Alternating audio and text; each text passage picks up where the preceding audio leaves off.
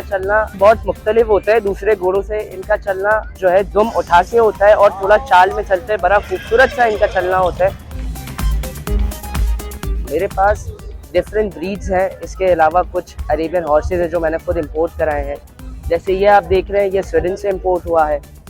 बीच वाला जो है सेंसेशन वो नीदरलैंड से इंपोर्ट हुआ है।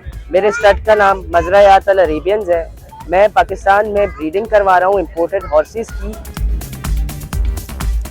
अरबी नस्ल के जो घोड़े होते हैं इनको बहुत ख्याल से रखना पड़ता है, बहुत सेंसिटिव होते हैं। गर्मियों में अक्सर इनको जो है एलर्जी हो जाती है, तो उसके लिए बहुत सी प्रिकॉशंस है वो करनी पड़ती है। जैसे फ्लाइज के लिए आपको जो है वो लगाना पड़ता है, चेक फ्लेयर लगाना होता है ताकि कोई मक्खी इन पे बैठेगी तो एलर्जी हो जाएगी।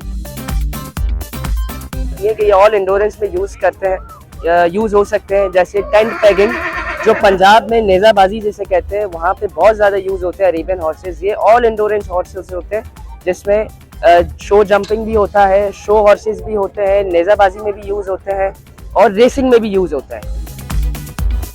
अरबी घोड़ों की खुराक बहुत डिफरेंट होती है, जिनमें इनको जौ का चीपा, जवी, चोकर और चना हम देते हैं। और ये डिफरेंट मौसम के हिसाब से हम इनको डिफरेंट खाना देते हैं। जैसे सर्दियों में इनको अलसी का तेल दिया जाता है फीड में इनकी, और गर्मियों में सरसों का तेल दिया जाता है ताकि गर्मी में घोड़ा ठंडा रहे।